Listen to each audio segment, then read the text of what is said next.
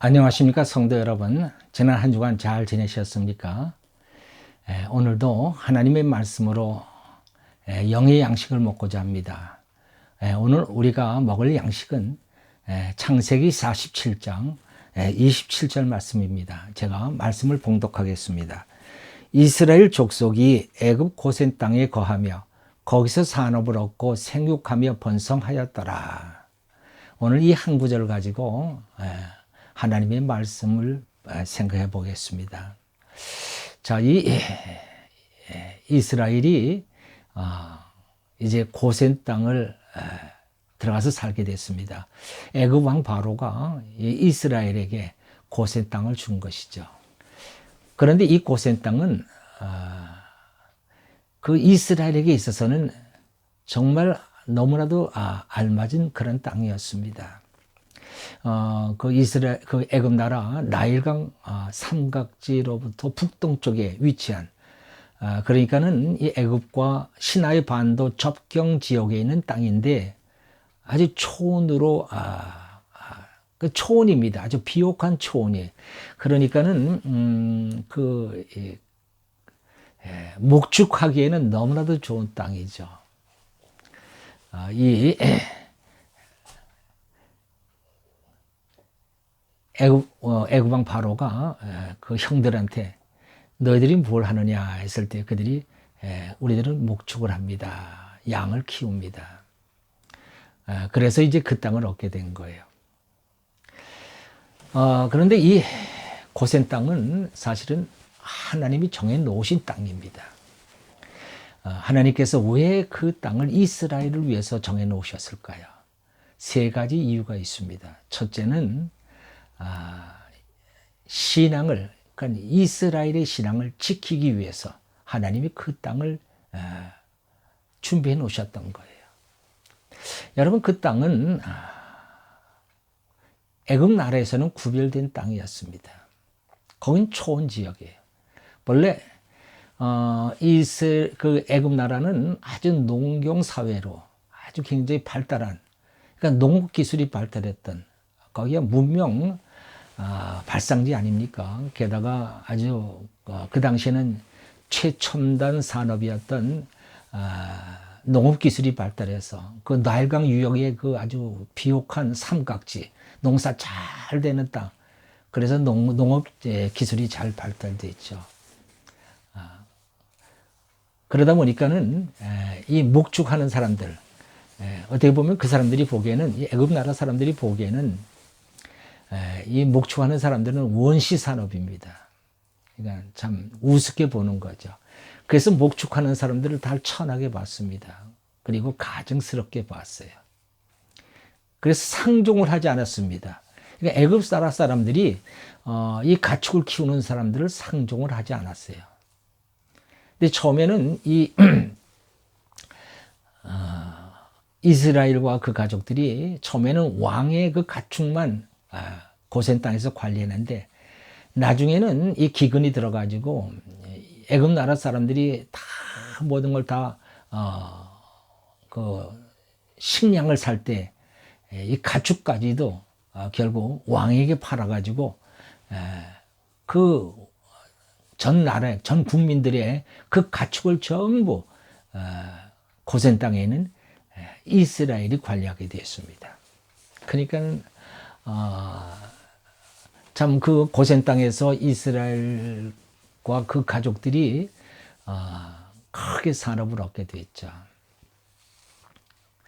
그리고 그것이 크게 번성하게 됩니다. 그래서 오늘 세 가지로 생각해 보겠습니다. 첫째는 이 고센 땅이 하나님이 정해주신 땅이 그 이유를, 첫째는 신앙을 지키기 위한 것이다. 그리고 애굽 나라 사람들이 그들은 본래 뭐 하는 사람들입니까? 그들은 하나님을 모르는 사람들이에요. 그들은 잡신을 섬기고 그리고 우상을 섬기는 사람들입니다. 그런데 목축을 하는 이스라엘을 가증히 여기다 보니 상종을 하지 않습니다. 그러니까 자연스럽게 이스라엘은 구별된 삶을 살게 된 거예요. 그 구별된 삶이 결국은 그들의 신앙인 여호와 하나님을 섬기는 신앙을 잘 지켜 갈 수 있었다고 하는 것이죠. 그냥 특별한 신앙 공동체가 만들어진 것입니다. 여호와 하나님만을 섬기는 신앙 공동체가 만들어진 것입니다. 이게 바로 하나님이 그들에게 고센 땅을 주신 첫 번째 목적이요 이유가 되는 것입니다. 그래서 그들은 그곳에 살면서 그의 조상들로부터 이어 내려온 그 여호와 하나님을 섬기는 신앙을 잘 지켜 보존할 수 있었다고 하는 것입니다. 그러니까는 고센은 구별된 신앙 공동체였다, 이렇게 얘기할 수 있겠습니다. 여러분, 오늘날 구별된 신앙 공동체가 어디입니까? 교회입니다. 그래서 교회를 헬라어로 뭐라고 말하냐면 에클레시아라고 합니다. 에클레시아라고 하는 말의 뜻은 세상으로부터 구별된 사람들의 모임이다, 그런 뜻입니다. 그게 바로 교회예요. 그러니까 교회는 세상으로부터 구별된 곳입니다. 그러니까 우리가 교회 안에 거할 때에, 우리가 교회 안에 살아갈 때에, 우리가 교회와 밀접하게 우리가 살아갈 때에 우리가 우리의 믿음을, 우리 신앙을 지켜갈 수 있다는 거예요. 우리 믿음의 순결성과 믿음의 순수성을 지켜갈 수 있다는 것입니다. 그래서 하나님이 우리에게 교회를 주신 줄로 압니다. 우리 그 신앙의 선배들은 그랬어요. 그 교회 생활할 때 교회를 마치 내 집처럼 생각을 했습니다. 그래서 이사할 때도 제일 먼저 생각하는 게 뭐냐면 얼마나 교회와 가까우냐 하는 것을 생각을 했어요. 그리고 교회를 떠날 때는요, 아버지 다녀오겠습니다 하고 인사하고 떠났어요. 그러니까 아침 저녁으로 교회 출입을 했었습니다.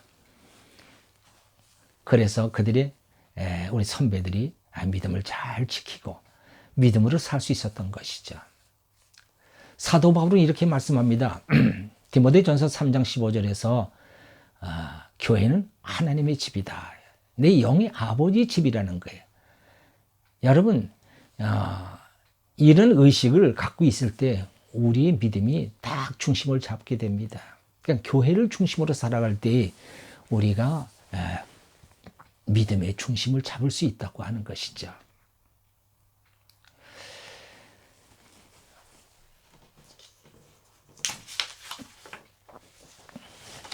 오늘날 여러분, 우리 기독교의 위기가 무엇입니까? 이 코로나 시대에 우리 기독교의 위기가 무엇입니까? 온라인 예배. 여러분, 이 온라인 예배가 마치 교회 예배를 대체할 수 있는 것처럼 생각하는 그런 생각들을 갖고 있습니다. 그런 경향이 있습니다. 그리고 그런 경향이 점점 많아지고 있습니다. 심지어는 누구는 그런 얘기를 합니다. 이제 우리가 정상 예배로 돌아간다 할지라도 온라인 예배를 드리겠다는 사람이 3분의 1은 된다, 이렇게까지 얘기합니다. 그러니까는 온라인 예배가 우리 교회 예배, 교회 현장 예배를 대체할 수 있다라고 믿는 사람들이 그게 많아져 간다는 거예요. 그리고 이런 경향은 점점 더 많아질 거라고 얘기를 합니다. 어느 유명한 원로 목사님은 이 온라인 예배가 대세다, 그리고 이것이 하나님의 뜻이라고까지 주장을 합니다. 저는 그 얘기를 듣고서, 그래, 목사님 생각은 자유입니다. 그러나 하나님 말씀이 그러합니까? 저는 그런 생각을 했어요. 하나님이 그렇게 말씀하십니까?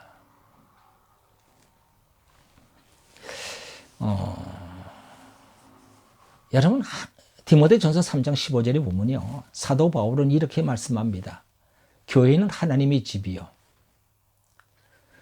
살아계신 하나님의 교회요, 그리고 진리의 기둥과 터다, 이렇게 말씀을 하십니다. 말하자면요, 교회는 하나님이 살아계신 곳이라는 거예요. 살아계신 하나님이 계신 곳이다, 이렇게 얘기하고 있고, 또 진리의 기둥과 터다라는 말씀은 이 교회는 말씀으로 세워진 곳이요, 또 말씀이 활동하는 곳이다. 말씀의 진리의 기둥이라는 뜻은 말씀으로 지어진 교회예요. 또 진리의 터라고 하는 말씀은 하나님의 말씀이 활동하는 곳이다. 여러분 한번 생각해 보십시오. 온라인 예배로 드리는 것과 우리가 교회 현장 예배를 드리는 것과 말씀이 어디가 살아있는 것 같습니까? 저는 처음에 이 온라인 예배를 드리라고 할 때 한 2번 집에서 집사람하고 둘이서 예배를 드렸습니다. 전혀 예배가 현장감이 없으니까는 마음에 와서 닿질 않아요. 그래서 저는 그 다음부터 교회 나가서 현장 예배를 드렸습니다. 여러분, 말씀이 살아 역사는 그 현장에서 우리가 예배를 드려야 그 말씀이 영의 양식이 될 수 있는 거 아니겠습니까? 우리가 불가피하게 교회에서 현장 예배를 드릴 수 없는 것은 어쩔 수 없다지만은, 그러나 그것이 마치 우리가 교회에서 드리는 현장 예배를 대체할 수 있다, 이건 아니다, 그런 생각을 하는 것입니다. 요한복음 4장 24절에서도 예수님은 이렇게 말씀하시죠. 하나님 영신이 하나님 앞에 예배할 때 신령과 진리로 예배할지니라, 이렇게 말씀합니다. 신령과 진리로 예배할지니라. 여러분 집에서 드리는 예배로 신령과 진리로 예배 드릴 수 있습니까? 저는 안 되더라고요. 교회에서 현장 예배를 드릴 때에 신령과 진리 예배를 드릴 수 있죠. 그거 안 되더라고요. 지금 코로나 사태로 우리가 온라인 예배를 드린 것은 이건 정상이 아닙니다. 불가피한 일이죠. 그러나 이것을 정상으로 여기는 그런 상황, 그런 생각은 그건 아니다, 이런 생각을 합니다. 우리는 속히 정상 예배로 돌아서야 되겠고, 또 그렇게 될 수 있도록 그렇게 노력해야 되는 일입니다. 주님이 우리에게 교회를 주신 까닭이 왜 그렇습니까? 마태복음 18장 20절에서 주님은 이렇게 말씀합니다. 2-3 사람이 내 이름으로 모인 곳에는 나도 그들 중에 있느니라. 예수님께 2-3 사람 내 이름으로 모인 곳이라고 말씀합니다. 우리 예수님께서 왜 2-3 사람이라도 내 이름으로 모이라고 말씀하십니까? 그리고 예수님이 그곳에 내가 그들 중에 있느니라고 말씀합니다. 여러분, 우리는 혼자서 믿음 생활 잘 해낼 수 없습니다. 혼자서 여러분 온라인 예배를 드려가면서 그러면서 믿음 생활을 제대로 해낼 수 있다고 믿습니까? 이건 교만한 거예요. 교만한 생각이에요. 우리 예수님은 우리 연약함을 압니다. 우리 사람의 부족함을 압니다. 우리가 할 수 없는 걸 아십니다. 그래서 하나님이 우리에게 교회를 주신 거예요. 그리고 그 교회에서 함께 모여 예배하라고 말씀하신 줄 압니다. 우리가 그리할 때 우리의 믿음을 지킬 수 있고, 믿음이 자라날 수 있고, 믿음으로 살아갈 수 있는 힘을 얻게 되는 줄로 믿습니다. 성경은 히브리서 10장 25절에서 이렇게 말씀합니다. 모이기를 폐하는 어떤 사람들의 습관과 같이 하지 말고 오직 권하여 주님 오시는 날이 가까울수록 더욱 그리하자. 모이기를 폐하는 어떤 사람들의 습관과 같이 하지 말라고 말씀합니다. 주님이 오신 날이 가까울수록 그런 사람들이 많아진다는 거예요. 그러니까 그리하지 말라는 거예요. 그러니까 서로 권하여 모이기를 힘쓰라고 말씀합니다. 우리는 교회를 통하여 믿음을 얻었고, 우리가 믿음을 지키고 또 믿음이 자라나고 또 믿음으로 살아갈 수 있는 힘을 얻게 됩니다. 우리 이것을 잊지 말아야 합니다. 하나님은 교회를 통하여 우리의 믿음을 세워가시고 또 우리에게 이 세상을 잘 살아가도록 복을 주신 줄 압니다. 언젠가 어느 분이 저에게 11조를 보내고 싶다고 얘기했습니다. 그러나 저는 거절했습니다.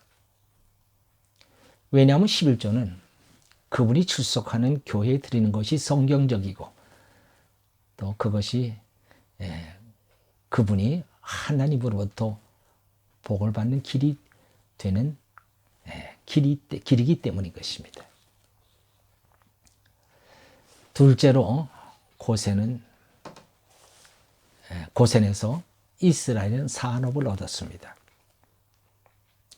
처음에 이스라엘 가족은 바로 왕의 가축을 관리했지만은 나중에는 거의 애굽 나라의 모든 말하자면은요 가축을 다 관리하고 목축하는 그런 일을 하게 됐죠. 저희 그 목회 30년 목회를 하면서 제가 얻은 경험 중에 하나가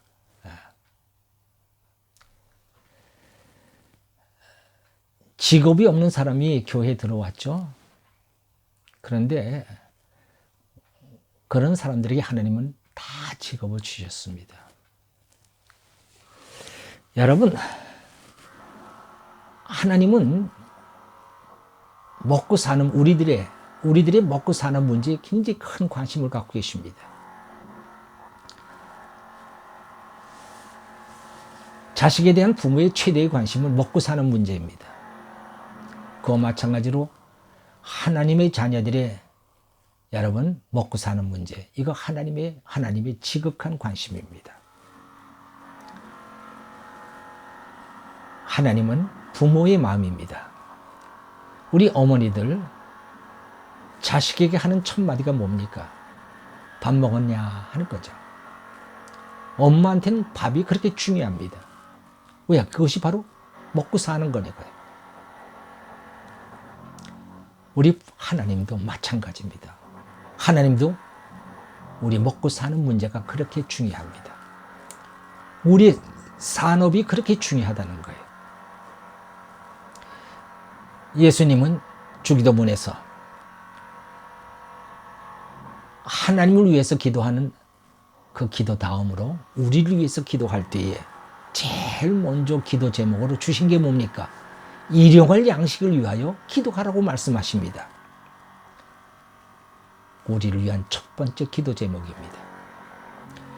우리가 우리의 생업을 위해서 기도하는 것은요, 이건 이기적인 게 아닙니다. 그 기도를 이기적이라고 생각한다면 그 사람은 아직 하나님의 마음을 모르는 사람이에요. 하나님은 우리의 산업에 지대한 관심을 가지고 계시고 그 일을 돕기를 원하십니다. 우리의 산업, 우리의 생업, 우리의 직업, 하나님이 원하시는 기도라고 하는 사실을 알아야 합니다.